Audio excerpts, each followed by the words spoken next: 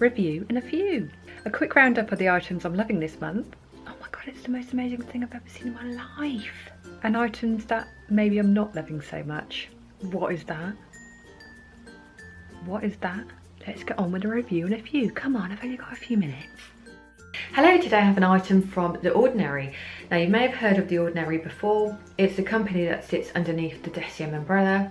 There's been a lot of hype about Deciem products, The Ordinary products, and so I'm going to get in on this action and I'm going to try something. So I went for the High Coverage Foundation in the shade 1.1N.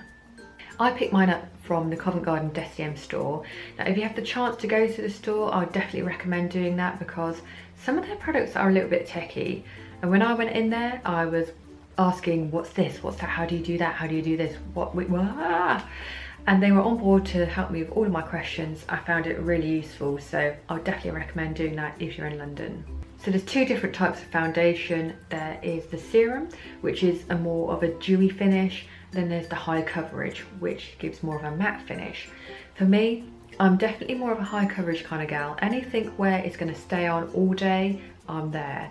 I'm an oily skin person, I need something with a bit of staying power, so I opted for the high coverage. There's 21 shades within the range, and that's split into light, medium and dark.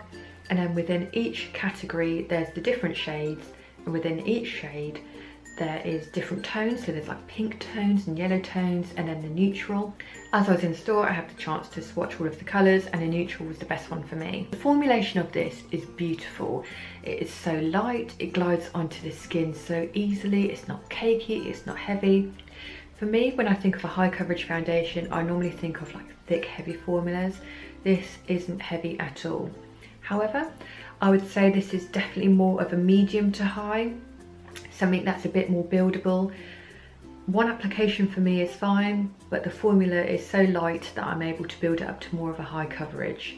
It gives a light matte finish. It's not one of those kind of heavy matte finishes. I'm not a fan. I'm not a fan of the heavy matte, the kind of really powdery finish. This is a light powdery finish, just enough to make it stay on your skin all day. It also has an SPF 15, a non-chemical one at that, which apparently is quite a tricky thing to do in a foundation because there's so many variables with the texture and the colours. Putting in a chemical kind of mixes it up a bit, but not this one. The packaging is quite basic, it's just a plastic pot. If I was going to be picky, I would say I don't like the rubbery kind of finish of the pump. It's kind of like that NARS stuff, that where, you know, you get it a bit dirty and fingery. But, you know, it's £5.90, so I'd rather pay £5.90 and have a basic plastic pot than pay £10.90 and have a glass one. So I'm quite happy with that. It's got a nozzle too, so you can get all of the product out. So it's basic, but it's absolutely fine. Overall, I really like this foundation. The main thing I like is the texture. It goes on beautifully. It's so light, it glides onto the skin, it's not cakey, it doesn't go into all those nooks and crannies and looks a bit cakey. It's nice and light, buildable, £5.90. There's just nothing not to like about this.